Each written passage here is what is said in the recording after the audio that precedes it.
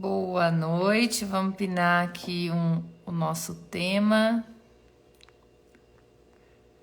desse domingo. E o tema é amor versus paixão. A quem interessa esse tema?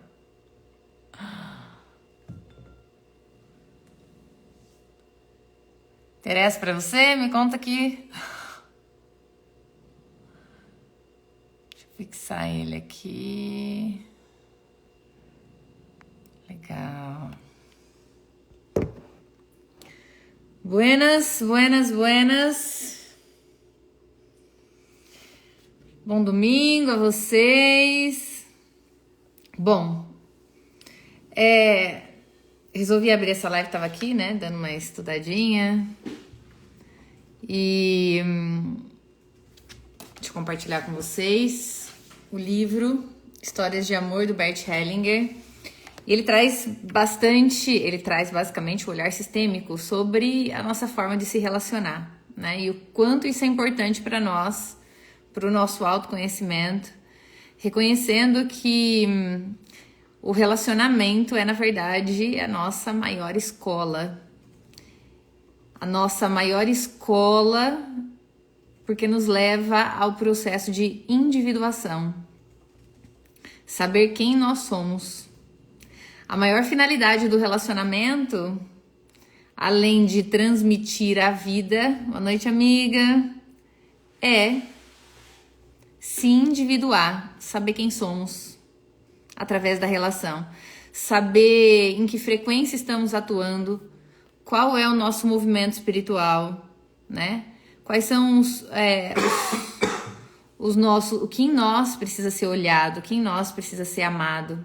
Porque a gente não se relaciona com ninguém que não haja... na verdade, a gente não se relaciona com ninguém que antes não habite dentro de nós. Você consegue entender isso que eu acabei de falar? A gente não se relaciona com ninguém que não habite dentro de nós. Imagina que a gente tem uma representação energética de cada pessoa que a gente se relaciona. Então, na verdade, o outro, a pessoa que a gente se relaciona, mora dentro de nós. Mas, obviamente, para a gente olhar para isso, a gente precisa lá considerar o inconsciente. Nós somos uma média de 95% inconscientes. Nós somos muito inconscientes. Então, o que a realidade faz para nós? Nos mostra para nós. Mostra partes dentro de nós que a gente ainda não amou. Mostra partes dentro de nós que a gente ainda não se reconciliou. E vamos considerar que aquilo que a gente ainda não se apaziguou na nossa relação com os nossos pais, né, no nosso sistema familiar, aquilo que não está apaziguado, também faz parte da nossa sombra, tá? Isso quer dizer que a gente nasce no sistema familiar, que vocês vão entender porque que eu tô falando tudo isso. Mas a gente nasce no sistema familiar que tem a ver com a nossa frequência de alma, com as lições, com as tarefas que a gente veio desenvolver. Então, a nossa mãe daquele jeito, o nosso pai daquele jeito, as histórias, os nossos avós, os nossos antepassados têm a ver com a nossa frequência de alma. Tem a ver com aquilo que a gente veio aprender, corrigir, transcender nessa jornada.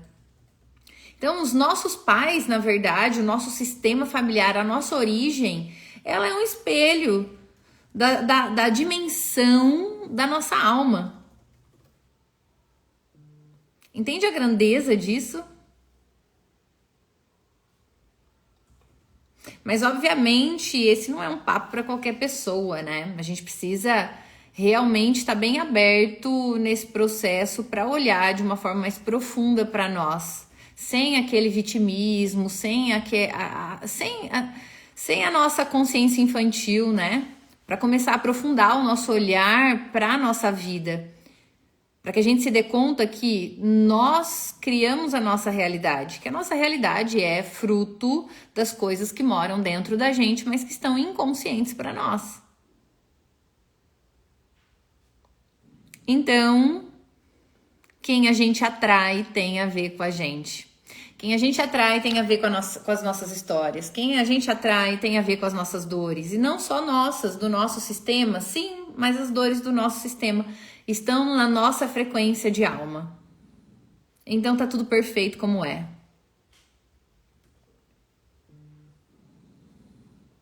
Eu vou entrar um pouquinho aqui no tema, depois a gente entra. Provavelmente a gente vai tocar nesse assunto do narcisismo, né?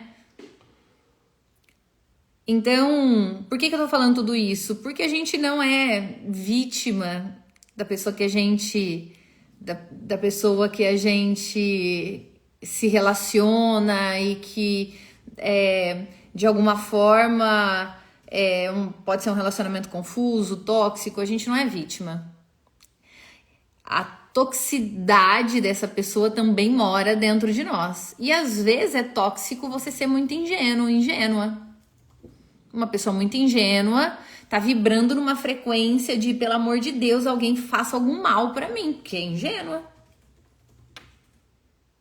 E a vida, a vida na tridimensionalidade, a vida na matéria, a vida material, ela é movida pela dualidade.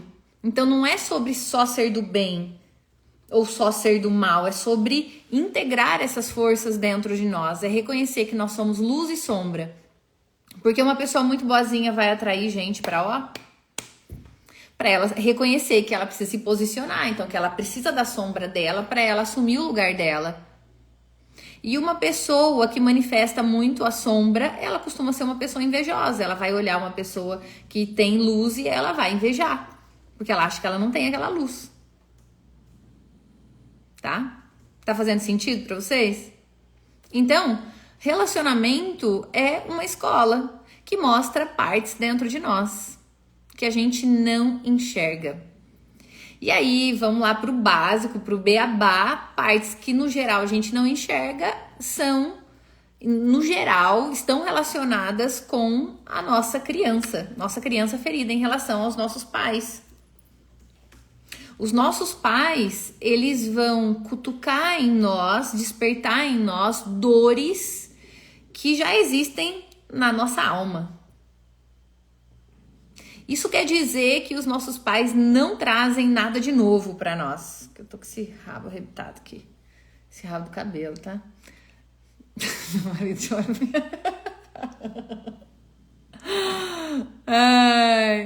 Então isso quer dizer que os nossos pais, eles não trazem nada de novo para nós. Eles despertam dores que já estão no nosso campo. Eles só estão nos mostrando para nós. Os nossos pais, nosso sistema, aquilo que nos incomoda é reflexo de partes dentro de nós. Que tem a ver com a frequência que a gente carrega nesse nível mais profundo. Então, quando se fala de amor e paixão, a diferença de um e de outro, e algo necessário, né? Muitas pessoas sofrem, né? Por não reconhecer, né? O que elas estão sentindo e o que aquela relação convida a olhar. A paixão é uma grande escola, porque a paixão o Bert Hellinger olha para a paixão, ele chama de amor à primeira vista, né? Que é um amor cego. A gente acha que ama, né? Na verdade, por trás da paixão existe uma busca inconsciente pela mãe, por aquela união intrauterina com a mãe. O único momento que a gente se sentiu pleno foi lá na fase intrauterina com a mãe. Essa plenitude, ela foi cortada lá com o cordão umbilical. E a gente passa uma vida inteira inconsciente, obviamente, buscando o amor da nossa mãe no outro, nas outras pessoas. Então, quem se apaixona mais? Quem tem mais movimentos interrompidos com a mãe. E de certa forma, o primeiro movimento interrompido é o o corte do cordão umbilical. E aí, mais tarde, a gente projeta, né? O nosso inconsciente projeta os nossos desejos, sonhos de amor que tem a ver com a nossa mãe, lá é a criança, tem a ver com a nossa mãe. No outro, alguém vai nos fazer feliz, vai nos fazer sentir vivos, e isso e aquilo, vai nos amar, nos fazer sentir especial. E, na verdade, é um anseio profundo e inconsciente pelo amor da nossa mãe. Por isso que na paixão a pessoa ela se perde dela mesma, ela perde a paz, né? Ela se perde dela, ela tem menos racionalidade, porque ela está sendo movida por forças dentro dela, anseios, expectativas, um desejo profundo de se unir com a mãe. Por isso é importante observar no corpo como eu me sinto em relação a tal pessoa. E aí é o corpo que vai dar a resposta. Às vezes lá vem a busca, o medo de ficar sozinho, né? E aí começa a projetar essa busca, né? Porque lá no passado tem memórias de abandono em relação à mãe. Em relação ao pai também? Também, mas no geral, muito mais em relação à mãe. E aí a gente vai pro relacionamento achando que a gente tá no adulto, mas levando a nossa criança para se relacionar. E criança se relaciona? Não. Então, quando a gente leva a nossa criança para se relacionar, e a gente leva a nossa criança para se relacionar, a questão é não ter consciência dessa criança, porque ao passo que a gente não tem consciência dessa criança, a gente acaba deixando essa criança no volante da nossa vida, no volante do nosso relacionamento. E aí a gente traz então todas essas dores, e ao invés de cada vez que no relacionamento uma dor é despertada em nós, carência, frustração, que mais? Rejeição. Ao invés da gente olhar para dentro de nós, ao invés da gente se responsabilizar por aquilo que a gente sente, o que a gente faz quando a gente está na criança? O outro é culpado, a gente vai direto no outro, ao invés de olhar para dentro de nós. Por quê? Vamos lembrar que o outro só desperta dores que já existem dentro de nós, mas que estão inconscientes para nós. Então, a pessoa que a gente se relaciona, seja aquilo que ela despertar em nós de sentimento, tem a ver com a gente. O outro nos mostra para nós. O outro tem a ver com a gente.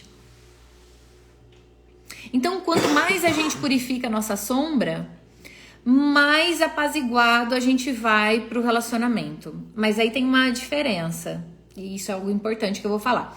Quanto mais você entra no autoconhecimento, quanto mais você olha para dentro, quanto mais você se conhece, mais você vai observar a tua sombra, maior a tua sombra vai ficar. Você já percebeu isso?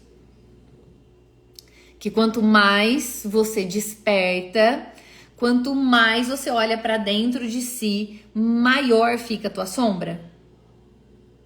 Já percebeu isso? Sim ou não? Me conta aqui. Sim?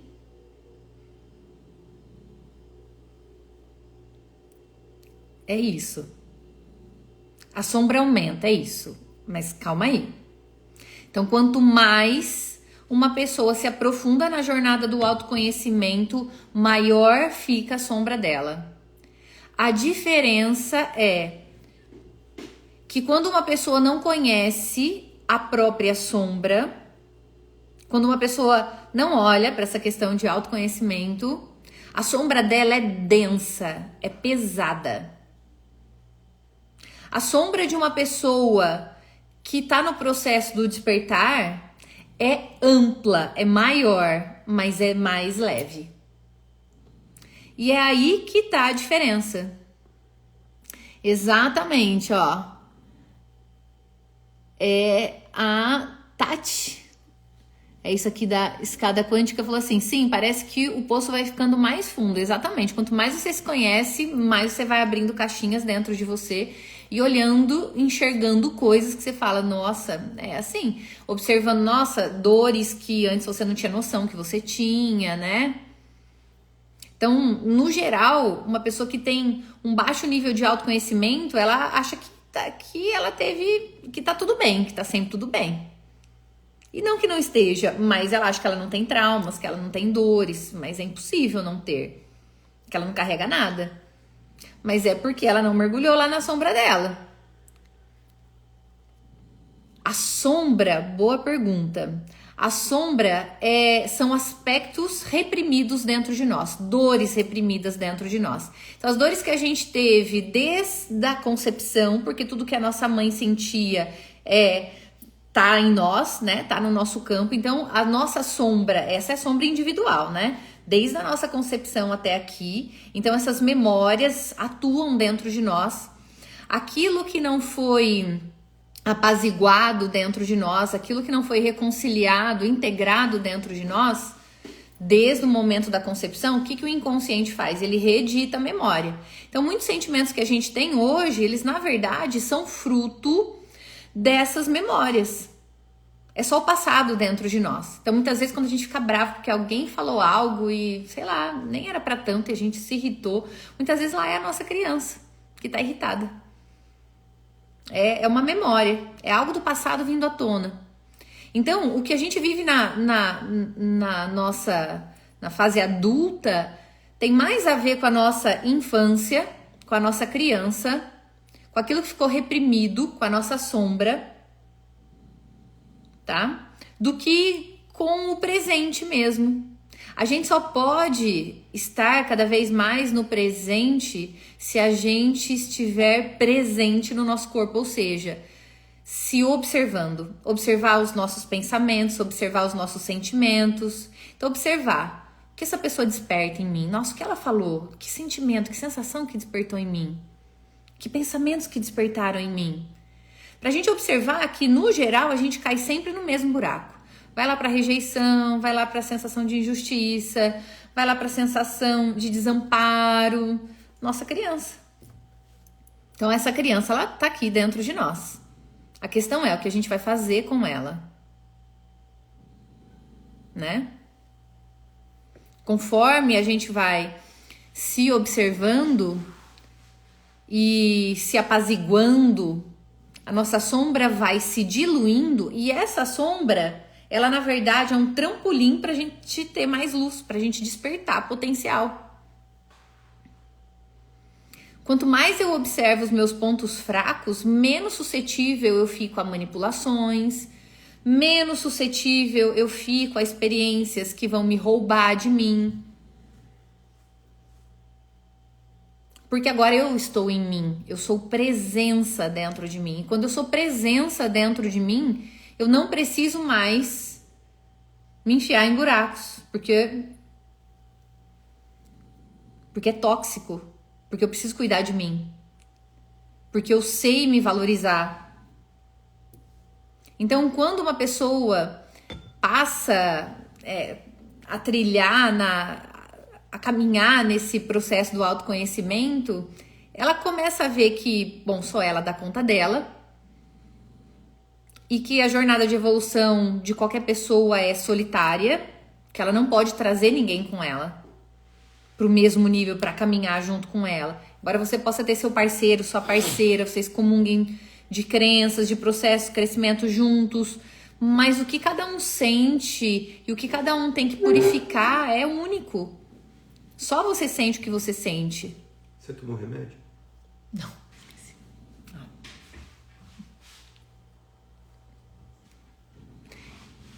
Então, a gente precisa se atentar para essas forças que moram dentro de nós. Voltando lá na paixão e no amor. Então, a paixão tem esse movimento da nossa criança, essa necessidade da gente reconhecer essa criança, se apaziguar com ela. Isso tem tudo a ver com o nosso processo com os nossos pais. Enquanto a gente não se apaziguar com essas memórias, com aquilo que os nossos pais nos deram e com aquilo que nos faltou, a gente vai para a vida muito pobre, criando o nosso próprio fracasso. Por quê? Porque o não apaziguamento com os nossos pais, a não reconciliação com eles, e não é só isso, eu vou falar de outra coisa também, gera em nós autoexpiação. Então a gente passa a criar movimentos de auto-boicote na nossa vida, relacionamento, dinheiro, saúde, por conta... Obrigada, amor. Por conta desse não apaziguamento com os pais.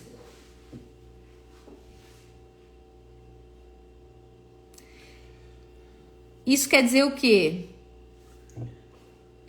Que o fracasso aguarda quem exige dos pais, o fracasso aguarda quem ainda espera algo dos pais, seja validação, reconhecimento, quem ainda não aceitou os limites à humanidade dos pais e ainda fica na idealização, né, de uma mãe perfeita, de um pai perfeito, de que o relacionamento dos pais tem que ser assim, tem que ser assado como eles gostariam que fosse, né? Então a gente precisa renunciar à nossa arrogância de querer as coisas do nosso jeito, de querer os nossos pais do nosso jeito, de querer tudo do nosso jeito. E começa ali na nossa origem. Ali na nossa origem está a chave, na relação com os nossos pais, na forma como a gente olha para os nossos pais, está a chave para se relacionar de um jeito mais saudável.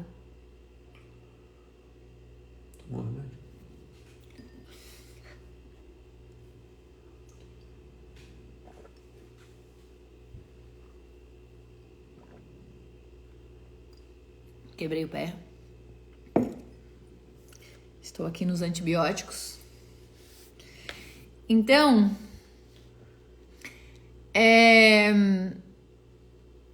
relacionamento é escola para nós. E realmente, esperar ter sucesso na relação sem olhar para dentro, sem um mínimo de autoconhecimento, é brincar de casinha.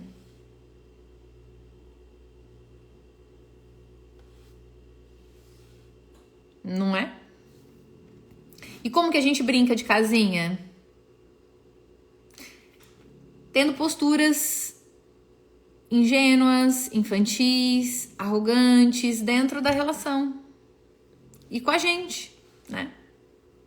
Querendo tudo do nosso jeito. Uma das maiores ilusões dentro da relação de casal é a fantasia da perfeição, de que o outro tem que ser do jeito que eu quero que o outro seja, que eu espero que o outro seja. E aí muita gente passa uma vida inteira tentando mudar o parceiro, a parceira, porque tem que caber nos moldes dele. Mas quando você conheceu aquela pessoa, ela não era desse jeito. Então, ela tampouco vai mudar. O amor, ele é humilde. O amor é e deixa ser.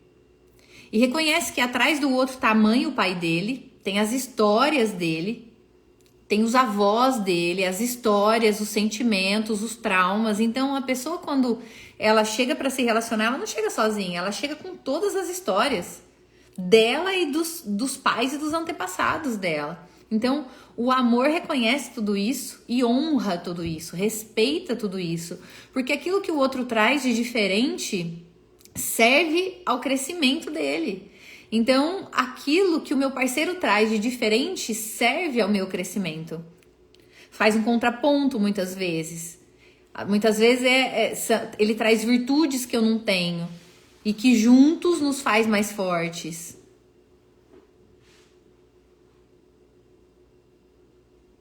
Então,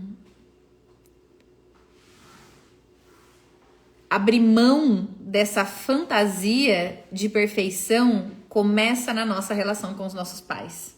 Quando a gente abre mão do desejo de mudar os nossos pais, de salvar os nossos pais, quando a gente abre mão da arrogância de sentir dó dos nossos pais, de nos achar imprescindíveis ali para cuidar deles, da relação deles, meter o nosso bedelho na vida deles, como a gente deveria, a gente acha que eles deveriam fazer, ser, né? Se relacionar. Quando a gente abre mão dessa arrogância, a nossa vida começa a andar. A gente começa a ir mais humilde, mais modesto para a vida. E nas palavras do Bert Hellinger, o amor de casal também é uma renúncia das ilusões. No geral, nos primeiros relacionamentos, a gente chega cheio de ilusões, cheio, que a gente chama de sonhos, né? Mas cheios de ilusões, que tem a ver lá com a nossa relação com os nossos pais, de que o outro vai me dar isso, vai me fazer sentir isso, de que a relação vai ser assim, assim, assado. Que tal você ir um pouco mais vazio? Mas no geral as pessoas vão mais vazias. Quando eu falo vazias, é o vazio que te coloca como cheio na relação. Vazios de expectativas, de tem que, de, sabe, de imposição, de arrogância mesmo. Então quando as pessoas chegam mais modestas e vazias, elas podem enxergar o outro como ele é. E aí o amor pode acontecer. Ou melhor, o amor só pode acontecer nesse vazio. Quando eu abro mão das ilusões infantis de como eu acho que o outro deveria ser e começo a trabalhar em mim. Eu preciso trabalhar em mim. Não posso trabalhar no outro. Em querer que o outro seja assim, em querer que o outro seja assado. Eu preciso trabalhar em mim virtudes, preciso trabalhar em mim dores, preciso trabalhar o meu autoconhecimento para que eu possa entrar na frequência de alguém de valor. Não basta eu querer alguém de valor, eu preciso ser alguém de valor. E não basta só ser alguém de valor. Eu preciso me posicionar como alguém de valor. Eu preciso aprender a dar morte para aquilo que não tem a ver com os meus valores, não tem a ver com a minha essência. Falar, não, isso é pouco para mim, então eu sigo por um outro caminho. E ao mesmo tempo, dentro da relação, também tem um convite para a indulgência, que é reconhecer que não vai ser tudo do meu jeito. Eu preciso conceder ao outro alguns pecadinhos, porque o outro tem a sombra dele, eu tenho a minha sombra. A gente não é nenhum alecrim dourado, né? Perfeito, para exigir perfeição do outro. Então, se alegrar com aquilo que o outro nos dá. Porque aquilo que o outro nos dá, ainda que diferente, é precioso. Então, a gente recebe. A gente toma para dentro do nosso coração como um presente. Ah, mas não é do jeito que eu queria. Ah, não, mas tinha que ser mais. Ah, mas não. Ó a criança. Se o outro deu de bom coração, abre o teu coração para o diferente. Então, aí entra a cegueira. Então, dentro do relacionamento, a gente também precisa ser um pouco cego. Cego no sentido de, tem alguns pecadinhos que não são tão sérios assim, mas alguns pecadinhos que aqui eu vou relevar. Vou respirar fundo e não vou me irritar, não vou entrar na DR. Por quê? Porque faz parte de algumas sombras do outro, porque o outro também tem dores, também tem traumas, também tem os limites, também tem a humanidade dele, a imperfeição dele. Então, quando a gente olha com indulgência para o outro também pode olhar com indulgência para nós. Mas é um exercício, porque se a gente quiser tudo do nosso jeito, se a gente ficar irritado porque o outro, sei lá, toda vez que o outro fechar a porta da geladeira com força ou porque deixar tal coisa jogada, então se a gente for se irritar todas as vezes pela mesma coisa... Porque se atrasa. Porque se atrasa. Eu sou atrasada, no caso. A gente acaba enfraquecendo a relação. Então o Bert chama isso de indulgência. Nem tudo vai ser do nosso jeito. E esse é um convite para a gente se trabalhar dentro daquilo que é diferente. E aí tem uma frase sistêmica que eu gosto muito, que é olhar um nos olhos do outro e dizer: você é diferente, mas tem o mesmo valor. Porque no geral, quando a gente tá na nossa criança, a gente acha que só o nosso tem valor, o nosso jeito tem valor. Mas a relação de casal, ela vai nos forjar. Vai ter atrito necessário para o processo de individuação do outro. E onde não tiver nada de atrito, também não é saudável.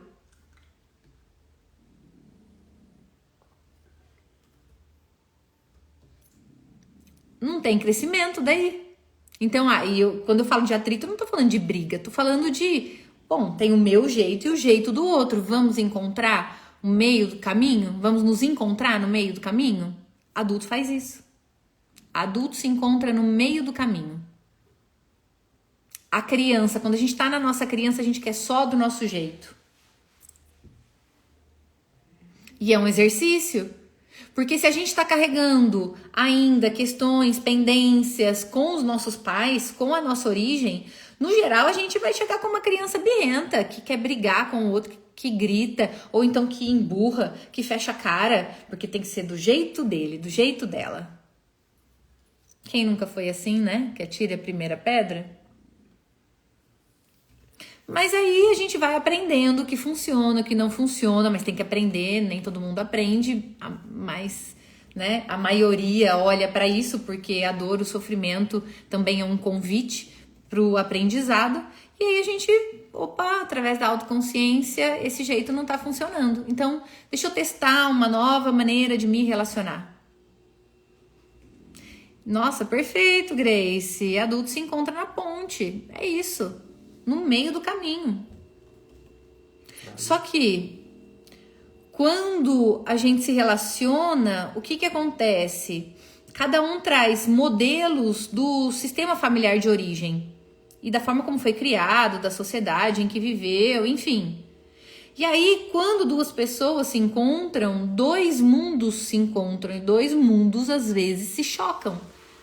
Porque tem valores muitas vezes diferentes, modelos diferentes, crenças diferentes. E é isso, esse choque que vai trazer o crescimento. É isso que traz crescimento. Mas eu preciso querer crescer. Ao invés de, né, entrar no movimento da criança, querer tudo do meu jeito, ou então emburrar e falar, então, se não é do meu jeito, eu pego meu brinquedo e saio do parquinho. Não, é sobre essa resiliência de se aprofundar no desconforto mesmo. No desconforto do aprendizado. E a situação pede essa abertura para aprender com o desconforto. Então não adianta fugir do desconforto. Então quando duas pessoas elas se relacionam, são dois mundos. Ela traz com elas. Elas trazem com elas todas as vivências delas, todas as pessoas que elas já se relacionaram, elas trazem com elas os pais, o relacionamento dos pais, dos avós, enfim, traz muitas histórias com elas. Então são dois mundos ali se relacionando. E se cada choque que tiver na relação, ambos primeiro olharem para dentro de si, para depois olharem para o outro, isso ajuda muito, porque com autorresponsabilidade dificilmente vai ter separação. Mas precisa ter autorresponsabilidade. E, infelizmente é assim, mais de 90% das pessoas não se importam com isso, nem olham para isso. Elas só querem saber de acusar o outro é culpado. O outro é responsável pela minha infelicidade, o outro fez isso comigo. Eu estou sofrendo porque o outro... Tá, mas por que você tá nesse relacionamento? Por que você não se posiciona? Por que você não toma uma decisão? Porque precisa colocar o nosso na reta, né? Assumir a nossa responsabilidade pelo desconforto e olhar para dentro. O que em mim tá me levando a essa situação? O que eu preciso aprender aqui? E muito do que acontece na relação de casal envolve essas purificações com esse passado, o passado vindo à tona na relação de casal, passado vindo à tona. Relacionamento de casal é mais um relacionamento que mostra questões do nosso passado do que qualquer outra coisa, por isso ele é extremamente importante, porque ele é portal de individuação para nós. Relacionamento afetivo, relacionamento entre pais e filhos, são as relações mais profundas e que mais trazem autoconhecimento, assim como criam karmas também, né? Miga, eu vou deixar salva no YouTube, tá? Então, aí a gente sempre volta para a escola. Então, quando duas pessoas se relacionam, elas precisam, se estiverem conscientes, se dar conta que aquela pessoa é diferente, que ela se relaciona diferente dela. E exatamente por isso que ambos se sentiram, eles são diferentes e iguais, tá? Mesma frequência ali. Tem frequências que os uniram ali.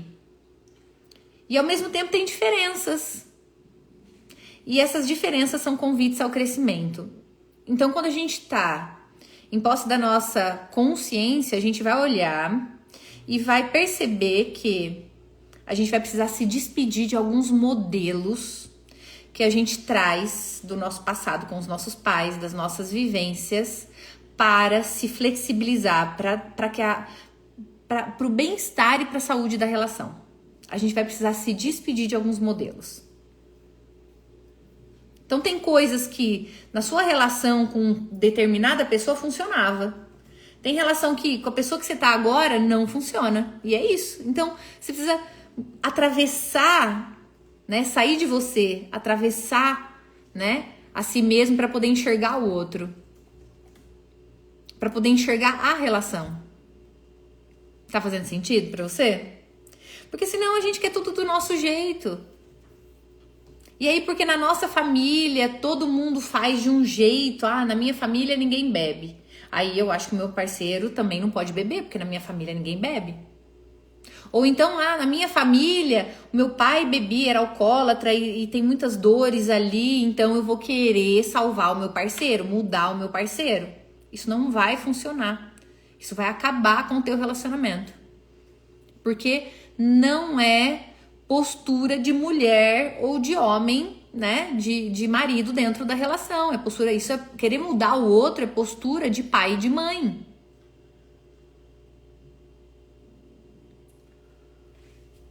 Então, o relacionamento, ele pede renúncia. Renúncia às nossas idealizações de como o outro deveria ser.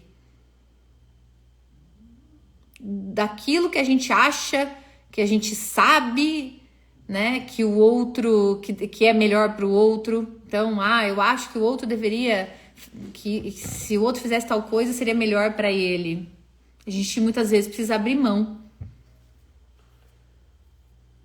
A gente precisa, dentro da relação também, suportar o processo de crescimento do outro, suportar as dores do outro, acompanhá-lo, sim, né? Em presença, em compaixão, em amorosidade, em gentileza, mas não querer arrancar o outro do buraco. Não se sacrificar pelo nosso parceiro ou pela nossa parceira, mas fazer aquilo que está dentro do nosso limite com amor. Respeitando os limites do outro. Porque o outro é diferente, mas tem o mesmo valor.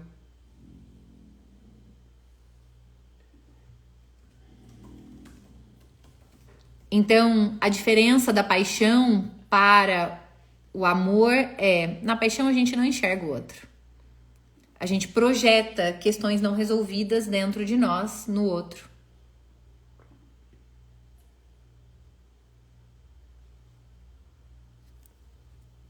E no amor? O amor, ele enxerga a luz e a sombra do outro e ainda assim ele quer ficar. Ele acha até aqueles defeitinhos, ok, pode até me irritar, mas é aqui que eu quero ficar.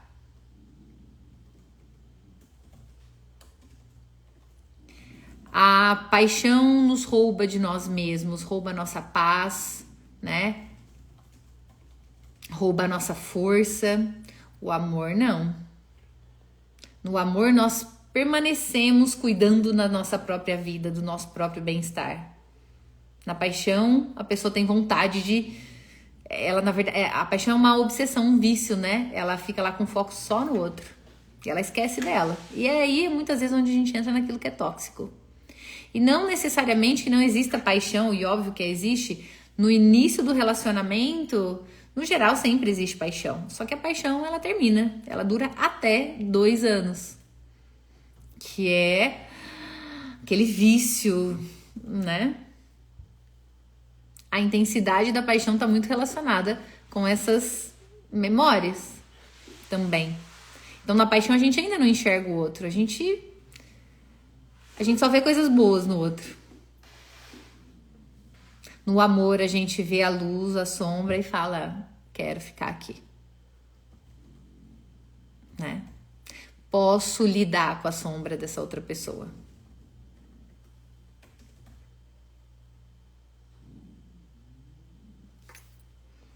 Fazendo sentido para vocês? Vou trazer algumas partes aqui do livro do Bert, onde ele fala algumas coisas sobre isso, ó. Essa imagem, então ele fala sobre a paixão, né? E esse anseio destinam-se completamente à mãe. Ela é o nosso primeiro amor, o início do amor. Então, o nosso primeiro amor é a nossa mãe.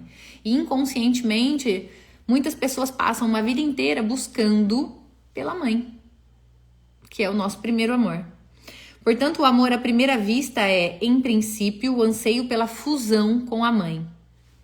Isso vale tanto para o homem quanto para a mulher. Nessa fusão, abrimos mão de nós mesmos. Ó. Por isso que muitas pessoas não, né? Por isso que algumas pessoas, elas acabam entrando naquela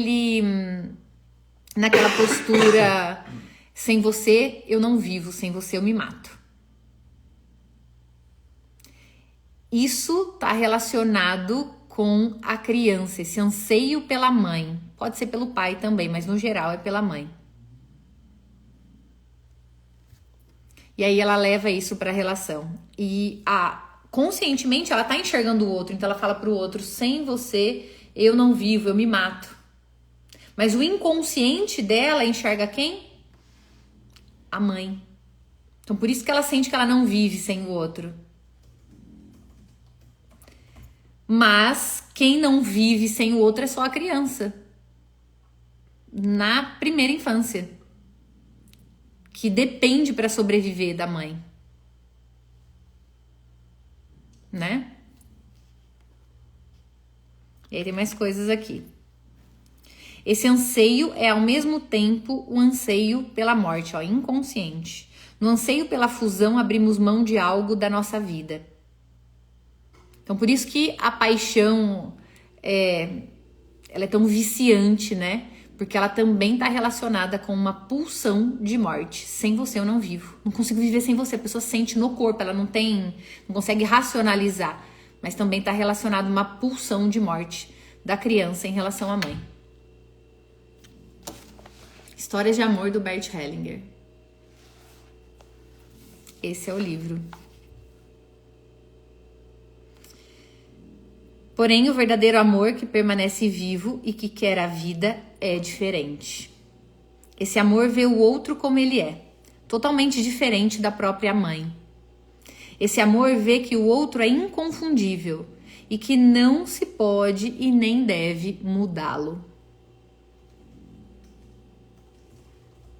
Legal, né? Na medida em que me posiciono perante o outro dessa maneira e o vejo assim, reconheço também a mim mesmo como alguém inconfundível e único. Também permito que o outro me enxergue como alguém diferente. Quando nos olhamos dessa forma, permanecemos como somos. Esse é o amor respeitoso, né? Reconhecemos que somos diferentes, que viemos de famílias distintas e que temos destinos diferentes. Concordar com o outro nessas condições fortalece e ainda assim, ao mesmo tempo, significa uma renúncia. Então, uma renúncia, inúmeras renúncias, né? Você já fez muitas renúncias na sua relação?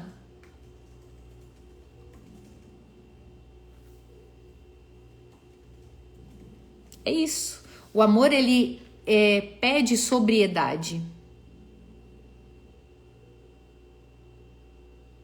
Porque o amor não sóbrio não enxerga o outro. Ele é muito uma projeção daquilo que eu gostaria que o outro fosse, mas que o outro não é. E aí muitas vezes a pessoa passa a se relacionar com uma possibilidade do outro. Aí a gente entra no relacionamento tóxico. Aí a gente entra no codependente, no narcisista.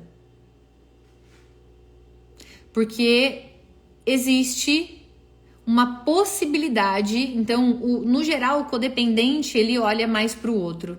Ele não olha tanto para si, ele olha mais para o outro. As necessidades do outro acima das dele. E o narcisista é o contrário.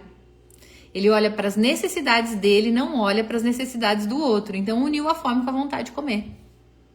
E ali vai ter uma transformação. Um choque entre os dois, mas uma transformação.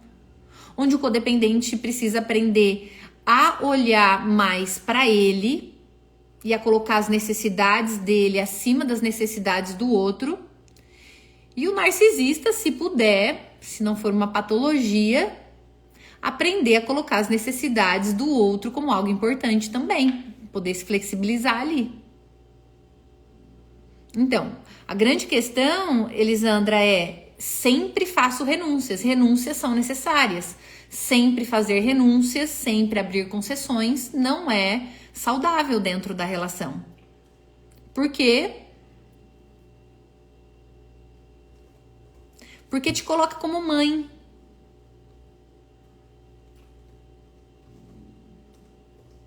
Desequilibra a troca. E você vai se sentir cada vez mais pequena dentro da relação, desvalorizada. Você vai se sentir num nível inconsciente muito foda, porque muito boa. Eu renuncio, faço renúncias. Olha, eu faço renúncias e olha o meu parceiro, o que ele faz comigo, ou minha parceira, olha o que faz comigo.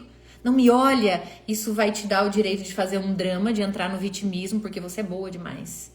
Porque faz muitas renúncias e o outro não faz. E assim a gente entra no vitimismo do codependente.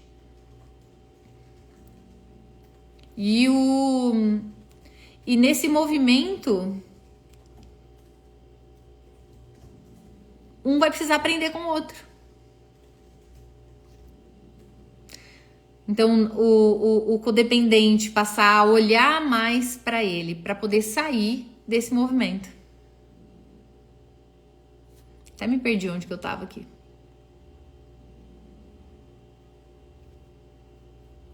Me perdi. Mas enfim, aquele que faz muito, aquele que renuncia, aquele que abre mão de si,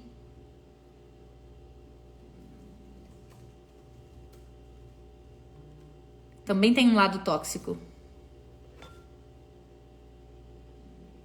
Aquele que tá nesse movimento da codependência, ele na verdade demonstra através dessas posturas emaranhamentos.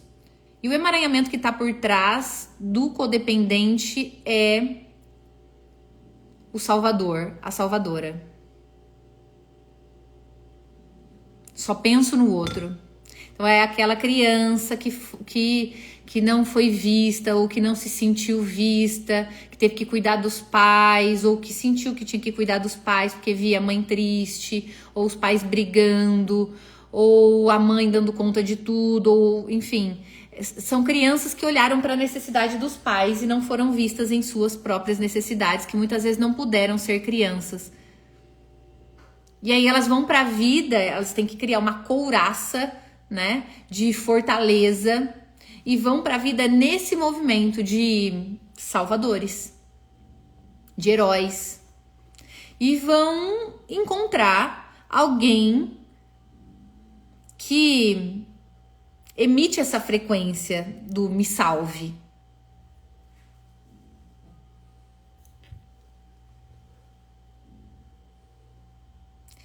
E é claro que o efeito, não sei se você já passou por isso, é que o salvador, aquele que com a sua boa intenção tenta tirar o outro do buraco, acaba indo pro buraco junto com o outro. Porque ninguém muda ninguém. Ninguém salva ninguém. Ninguém tira ninguém do buraco. A gente se tira do buraco. Ah, a gente pode contribuir? Pode, se o outro estiver aberto. Mas contanto que não seja um sacrifício para nós.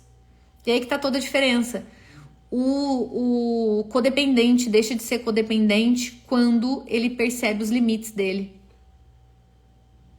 Quando ele sai do processo de autoanulação e começa a olhar para as necessidades dele e se priorizar e se posicionar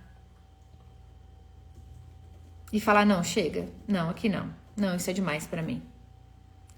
Porque no geral, o movimento do codependente é o vitimismo. O outro é ruim, o outro é um narcisista, tá? Mas e você?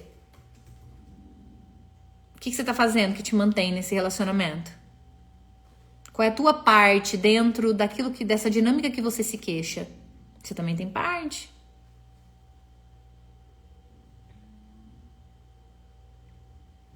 A Elisandra falou assim, Flávia, esse tema é muito, muito relevante para a nossa sociedade. Hoje muitas relações estão se perdendo por falta de amor próprio. Exatamente, Elisandra. Eu concordo com você. Só que as pessoas não sabem o que é amor próprio. A maioria não sabe. E aí que tá. E amor próprio não é a gente fingir que tem amor próprio. É a gente vibrar na frequência do amor próprio. E aí tá toda a diferença.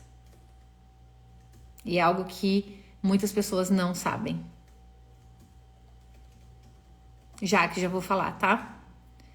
E vibrar na frequência do amor próprio é a gente aprender ou passa pela trajetória, pela travessia do aprender a amar tudo que mora dentro de nós. E amar tudo que mora dentro de nós impõe dizer, amar a nossa origem. Não é porque foi gostosinho, porque foi bom lá a relação com o pai, com mãe. Não, às vezes foi muito difícil, às vezes algo terrível aconteceu, mas é aprender a amar aquilo que é difícil, aquilo que é feio na nossa vida.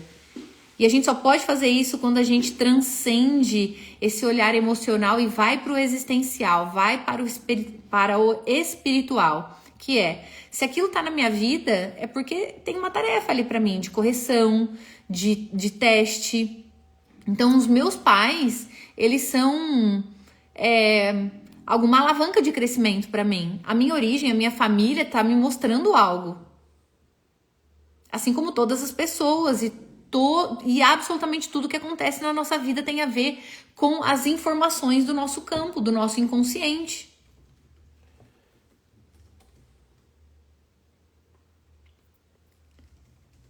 Então, nunca ninguém nos irrita. A gente tem brechas que nos faz dar o nosso poder para o outro ou para a situação. Tudo é a gente. Nós somos responsáveis por aquilo que nós sentimos. Então, amor próprio, de verdade, tem quem olha para a própria sombra, reconhece a tua pequenez diante do sagrado, diante da vida, diante daquilo que a vida quer para nós, quem se apazigua ou está se apaziguando com o seu passado, todo o passado. Porque do contrário, a gente vai vibrar numa frequência de não merecimento. Qualquer julgamento que a gente faça, qualquer pendência, questão não resolvida que a gente tenha com qualquer pessoa, isso vai ser um tiro no pé da nossa prosperidade. E aí, de repente, se eu tô vibrando uma baixa frequência, eu vou me relacionar com alguém que tá vibrando naquela frequência. Porque eu não tenho responsabilidade com a minha própria vida, eu não me reconheço como uma centelha divina, como um ser sagrado. Eu não reconheço que eu vim para aprender. Eu ainda acho que alguém tem que me fazer feliz. Eu ainda acho que alguém me deve alguma coisa. E aí eu me coloco numa postura infantil. E aí nessa postura infantil, sem valor, não tem valor aqui fora. A gente não ganha dinheiro. A gente não encontra o nosso propósito, a gente não se sente bem com nós mesmos, a gente não encontra relacionamentos saudáveis, porque Falta amorosidade, gentileza em relação a nós mesmos, a nossa própria história. Falta a gente se acolher, falta a gente dizer para nós mesmos, eu sinto muito, eu sei que você não queria ter passado por isso, mas isso a gente pode extrair alguma força dessa história. A gente pode crescer com ela de alguma forma. Então é sobre aquilo que a gente se dá. Amor próprio é isso, aquilo que a gente se dá. Enxergar a nossa grandeza dentro da nossa pequenez. Eu não tô falando pra você se achar, falar, ai, porque eu sou cocô do cavalo pisado bandido. Não é nesse sentido. Mas é só pra você se reconhecer como alguém que veio pra servir, não alguém que veio pra ser servido. Porque todos nós viemos aqui pra servir. Ah, e a gente tem falhas, a gente é imperfeito, a gente também vai precisar aprender a amar essa imperfeição, aprender a se apaziguar com ela, aprender a dizer pra nós mesmos, quando a gente estiver se sentindo meio bosta, ah, eu sinto muito, eu tô aqui, deixa eu fazer algo bom por mim hoje que eu não tô bem. Ao invés de, sei lá, querer que o mundo pare pra gente descer e, sei lá, esperar que alguém nos compreenda, alguém nos acolha, a gente vai precisar fazer isso por nós mesmos. Somos adultos agora, não somos?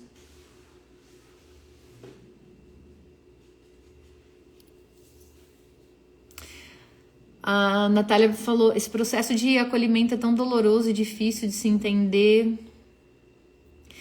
Eu tenho um workshop aqui na galeria. Se você escrever aqui galeria, tem um workshop Yin e Yang, e ali tem vários exercícios, tá? Sobre esse movimento do autoacolhimento, esse movimento do amor próprio, tá? Esse foi um workshop que eu fiz, tá gravado, mais de 3 horas de conteúdo, tem exercícios, onde a gente fala sobre esse processo do ser feminina, né? Se apaziguar com nós mesmos, com a nossa história, com a nossa origem. E tem exercícios lá, tá, Natália? Então, para quem também se interessar, se você escrever aqui galeria, você vai receber uma mensagem minha no seu inbox para você adquirir o Yin e Yang. Tem o Amor e Ordem ali também. O valor é menos do que uma terapia. 3 horas ali, com movimentos essenciais, enfim. Então, tem ali muito conhecimento. Além da explicação da sistêmica, enfim. Sobre relacionamento também.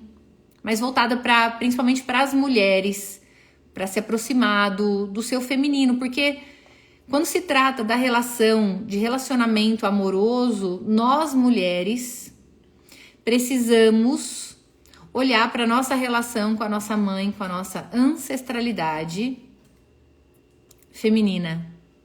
Porque a chave do nosso amor próprio, a chave da nossa intuição, a chave do nosso poder do feminino e não do feminismo. O feminismo exclui o masculino. O feminino acolhe o masculino. E aí que tá a diferença. Enquanto nós mulheres excluirmos o masculino, nos sentindo melhores que os homens, falando mal dos homens, acreditando que homens não prestam. Observa as crenças que você tem, que a gente não precisa de homem. Então, enquanto você tiver essas crenças, nenhum homem no masculino saudável pode chegar até você, porque você ainda está ferida lá da tua relação com o teu pai, né? Porque a representação do masculino para nós é o nosso pai. Então, se você tomou as dores da tua mãe, nesse workshop eu explico tudo certinho também. Se você tomou as dores da tua mãe em relação ao teu pai, excluiu o teu pai, inconscientemente você vai buscar o teu pai nos homens. E principalmente naquilo que o teu pai foi julgado, naquilo que é tóxico. Então, seu pai traiu, daí você vai escolher pessoas que te traiam. Então, você vai acabar se percebendo calçando os sapatos do seu pai. Porque no nível da alma, inconscientemente, ainda tem uma busca da tua criança pelo teu pai. Porque não pôde amar o teu pai, porque viu tua mãe sofrendo, ou vice-versa. Então, a gente precisa se divorciar das dores dos nossos pais, se despedir dos nossos pais, se despedir das dores da nossa mãe, se despedir das dores do nosso pai, se despedir desse movimento da nossa criança, esse movimento de amor cego, de se intrometer no relacionamento deles, pra gente tomar a nossa própria vida. E isso não acontece aqui, isso acontece no sentir, num exercício, num movimento de alma. Eu preciso sentir o meu corpo, eu preciso olhar para dentro, porque é aqui, no sentimento, que o passado mora. Então, dentro desse processo de acolhimento do nosso feminino, somente assim a gente sai da menina e se torna mulher, deixando com a nossa mãe as dores dela, deixando com o nosso pai, né? Aquilo que pertence a eles, a humanidade deles, as imperfeições deles, eles têm o direito de ser como eles são, de fazer o que eles fizeram. Os filhos não têm nada a ver com o relacionamento dos pais, porque em nós, filhos, os nossos pais permanecem juntos para sempre. Nós somos a união de duas famílias, de dois campos, do nosso pai e da nossa mãe para sempre. Então eles nunca podem nos faltar. Basta que a gente agora, como adultos, possa encontrá-los aqui dentro. E sair dessa idealização da criança, de que deveria ter sido de tal jeito, ou tal coisa não deveria ter acontecido. Aí você vai levar essa postura para a vida, para os seus relacionamentos. Você vai estar sempre frustrada, você vai estar sempre de mal com a vida, você vai estar sempre na arrogância de querer as coisas do seu jeito, de exigir perfeição, ou então carente, vazia, porque as coisas não foram do seu jeito, ou puta da vida, irritada, porque, pô, me frustrou, me decepcionou, e não vou mais me relacionar, porque foi uma decepção. Mas porque você tá esperando muito. A tua criança ainda não tá apaziguada lá com os teus pais, com a história deles. E aí vai cheia de, por favor, me faça feliz, me compense, porque eu sofri muito na minha infância, me compense. E ninguém vai compensar. Porque o nosso parceiro não é a nossa mãe, o nosso parceiro não é o nosso pai. É pesado entrar num relacionamento com alguém que ainda busque o pai ou a mãe, que não pôde amar o pai ou a mãe. Porque aí a gente vai, no geral, a gente vai buscar as moedas que a gente não quis receber dos nossos pais. Essa é uma metáfora do João Garriga. E basicamente, quando a gente não aceita aquilo que a gente recebeu dos nossos pais inconscientemente, a gente vai para a vida buscar nos nossos parceiros, parceiras, e a gente nunca vai encontrar, porque o outro não é mamãe, o outro não é papai. O baby da família dinossauro, né? Não é mamãe. Ai, já denunciei minha idade aqui.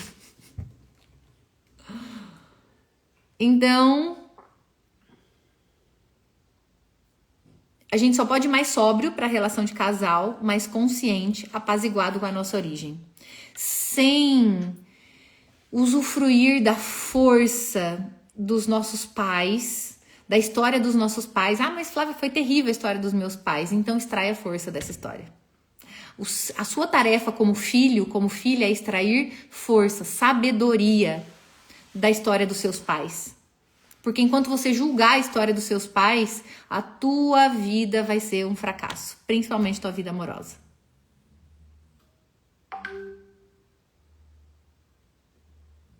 Então, é sempre responsabilidade nossa. Sempre responsabilidade nossa. Né? Vou responder algumas perguntas. Fly, é mais saudável da Kátia ou Cat? Fly, é mais saudável ficar numa relação e tentar nos curar através dos gatilhos ou abandonar algo pesado e buscar alguém mais compatível? Essa é uma pergunta que eu não posso te responder, que está relacionada ao teu sentir, né? Enquanto a separação, né, sair de um relacionamento exige muito de nós. Mas no geral exige tentar, sem extrapolar a nossa força. A gente tem um limite. A gente precisa chegar, a gente tem que saber qual é o nosso limite. Até aqui vai. Aqui não dá mais, porque aqui a que me leva à ruína. E como que a gente sabe o nosso limite? Autoconhecimento, amor próprio, pra gente saber, opa, aqui já é tóxico. Que eu já tentei de tudo e não vai. Então, não tem o que eu posso fazer. Preciso então sair dessa relação. No geral, a gente sente quando um relacionamento não é pra nós ou quando chegou ao fim. A gente sente, a gente tem os sinais. Não tem mais conexão, né? Não tem mais sexualidade, conversa, as pessoas já se tornaram muito magoadas, elas se acusam, né? Ou então elas não se conversam, estão distantes, o coração está distante um do outro. E ambas não querem crescer. Ou então, às vezes, na relação, uma quer e a outra não quer fazer a parte dela. E aí, quando não quer, dois não fazem, né? Mas quando o relacionamento acabou, quando eles perderam o interesse nas trocas, em trocar positivamente e também nas trocas negativas. Ou quando só tem trocas negativas. Então, imagina o relacionamento como uma empresa e ambos chegam com capital. E se você ou se o outro errar muito, tirar muito capital, pisar muito na bola, obviamente que essa empresa vai acabar. Ela vai à ruína. Porque ambos precisam estar com capital equilibrado dentro dessa empresa chamada relacionamento. Então, se um só pisa na bola, erra, o outro só desculpa, essa empresa vai à ruína. A Nath me perguntou como sair do papel de salvadora. Primeiro passo, Nath, observar qual é a sua dinâmica sistêmica. Quem, no nível da alma, você deseja salvar. No geral, está muito relacionada com a nossa mãe ou com o nosso pai. Então, vou dar um exemplo. A mãe tem uma dor com a própria mãe. Vamos supor lá, a mãe não teve o amor da própria mãe. Aí você nasce. E aí o que os filhos fazem quando os pais têm seus vazios? Os filhos, por amor, tentam suprir os vazios dos pais. Pronto, já se colocou no papel de salvadora. E aí a gente vai transferir essa postura para as relações. É onde a mulher entra na polaridade masculina, lá no Yang, né? Que eu falo bastante dentro do workshop em Yang. A mulher, ela entra nessa polaridade masculina. E ela vai pro relacionamento como a fortuna. Porque ela ainda está conectada, ela ainda está em lealdade com as dores do sistema dela. Tá carregando questões que não são suas. E isso faz a gente se manter no modo energético menina. Ou seja, tô trazendo o passado para a relação de casal. A gente vai tentar salvar o homem ou a pessoa que a gente se relaciona. E aí, quando a gente busca alguém para se relacionar, a gente vai tentar educar essa pessoa, cuidar dessa pessoa, resolver todos os problemas da vida dessa pessoa e vai tirar a força dessa pessoa. Vai fazer essa pessoa muitas vezes ficar viciada, né, em nós, porque você resolve tudo da vida da pessoa, você tá tirando a força dela. E aí, o que acontece? Essa pessoa vai enfraquecendo, vai se sentindo menosprezada, endividada porque não tem para compensar, pressionada, e aí ou ela sai da relação ou ela trai. Essa é uma das dinâmicas da traição. Quando você reduz o outro a uma criança dentro da relação, porque faz demais pro outro, quer salvar o outro, quer educar o outro como se fosse mãe dele. Isso gera desequilíbrio de troca, né?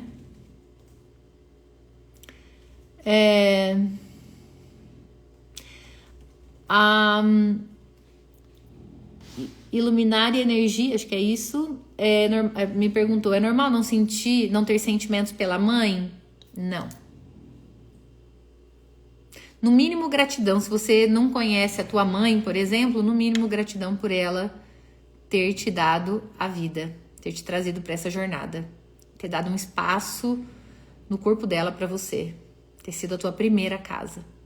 No mínimo, gratidão.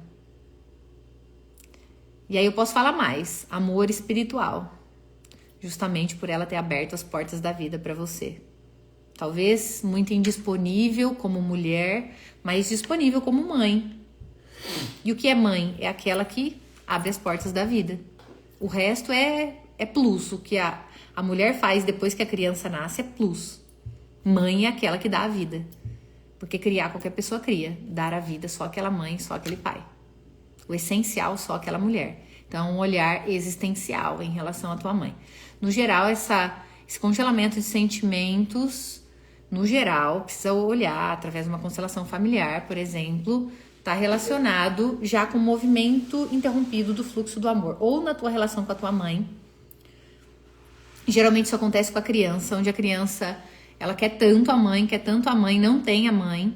Ela chora, chora, chora, a mãe não tá lá. E o que ela faz? Ela traz a raiva e aí ela se encouraça e traz o congelamento, a indiferença. Então agora tanto faz, minha mãe tá aqui ou não. E ela vai deixando, não só de amar a mãe dela, mas se ela deixa de sentir algo pela mãe dela, ela também deixa de entrar em contato com potencialidades dentro dela, do sentir, do feminino. E aí isso desemboca lá na relação de casal. Os efeitos se desembocam também e principalmente na relação de casal, mas principalmente na autoestima, tá? Então, também pode estar relacionado com a relação da mãe com a mãe dela. Ali houve interrupção do fluxo do amor.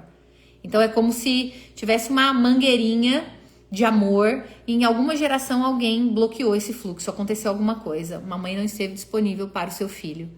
E aí na próxima geração esse amor não chega. Última pergunta. Obrigada, Cat. Ou Cat.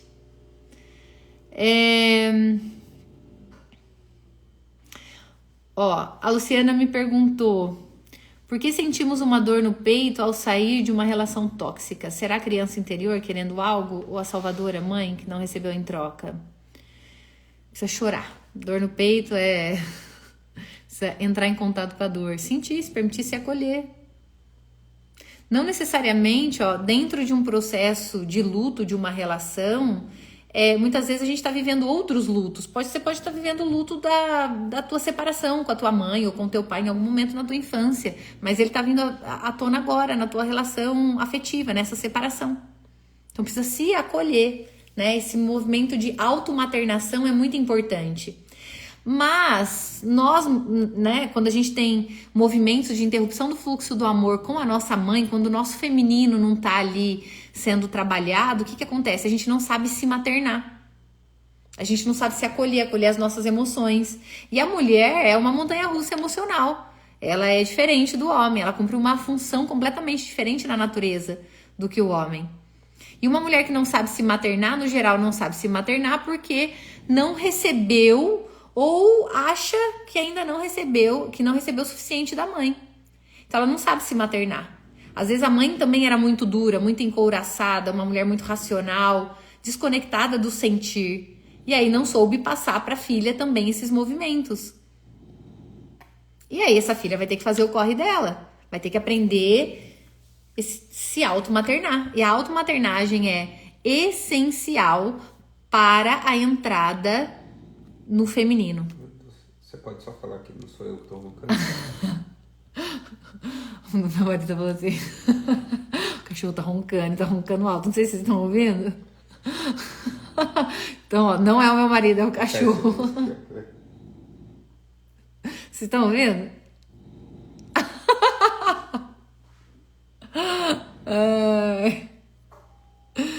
Enfim. Então, coisas que podemos fazer pela nossa energia feminina. Automaternação, Jéssica. Autoacolhimento. Acolher. Se permitir sentir, entrar em contato com os sentimentos. Algo muito importante dentro desse processo, trabalhar o feminino. No geral, a mulher que está na polaridade oposta, ela sente muita raiva. E o que ela precisa fazer? Quando a raiva vem à tona, quando ela fica irritada, frustrada, decepcionada, ao invés dela já atacar... Obrigada, viu, Amanda? Obrigada mesmo. Ao invés dela já atacar, o que ela faz? Se pergunta.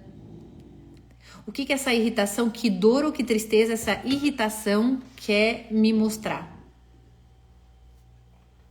Porque a raiva é um sentimento secundário. A raiva é a casca de uma outra dor. Então, quando a gente está muito irritada, muito estressada, é sinal que tem alguma dor que nós não estamos olhando.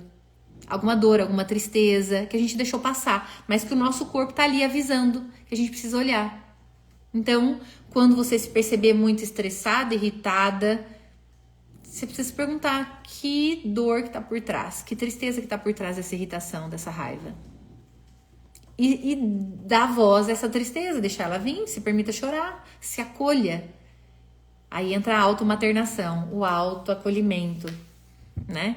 Como a gente se trata é mais importante do que como a gente trata o outro, porque vai ser reflexo.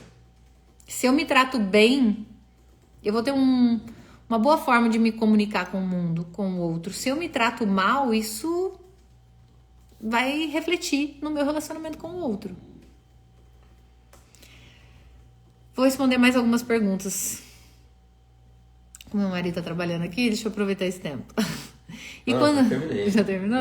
Então a última. E quando a mãe sufoca, não deixa o filho... 10 horas. E quando a mãe sufoca, não deixa o filho seguir... Ó, tá vendo? Ó, tá me chamando aqui. E quando a mãe sufoca, não deixa o filho seguir a sua vida e os projetos. Se esse filho tiver 10, 12 anos, ok, ele vai ter que aguentar até chegar aos 18. Mas se ele tiver mais de 18, já sabe o que fazer, né? Deixa com a mãe. A mãe e o pai têm todo o direito de querer mandar na vida dos filhos. E os filhos têm o dever de falar, não. Aqui não, eu cresci. E agora eu cuido da minha vida. A questão é que muitas vezes esses filhos não querem desagradar. E adultos desagradam. Porque servem ao poder que os trouxe. A vida vem através dos pais, mas não dos pais. Eles servem ao poder que os trouxe para esse plano, para essa travessia, tá? A Lenita perguntou como se maternar. Lenita, tem exercícios, tem a explicação e o exercício, tá? Eu falei um pouquinho aqui, mas não dá para eu fazer numa live. No workshop em Yang, tá aqui na galeria, tá? É um valor pequenininho o workshop, mais de 3 horas de conteúdo, onde eu falo sobre esse despertar do feminino, exercitar posturas femininas, esse movimento de se apaziguar com as memórias dentro de nós, com o nosso sistema, tá? Então tá aqui, se você escrever galeria aqui mesmo, você vai receber uma mensagem no inbox, no seu inbox, para você poder adquirir o workshop em Yang, tá? Então, é isso, né, gente? Vou encerrar por aqui. Namorar meu marido. Amanhã eu tenho uma live. Vou fazer uma live de manhãzinha, tá? Então, quem sentiu o chamado vai ser um prazer. E a gente traz um pouquinho mais sobre autoconhecimento. No geral, eu trago o livro Mulheres que Correm com os Lobos, tá? Mulheres que Correm com os Lobos, que também é a Bíblia do feminino, né? Ali a gente trabalha bastante esse olhar para a nossa essência, para o nosso feminino, para a nossa forma de se relacionar com nós mesmos, com o mundo, com o outro, tá? Então, vai ser um prazer ter você comigo por volta das 6h30, no máximo 7 horas. A gente se encontra na nossa live amanhã. Tá bom, gente? Um prazer enorme. Obrigada a todos vocês que permaneceram comigo até agora. Obrigada pelas perguntas. E amanhã tem mais. Beijo grande, bom restinho de domingo.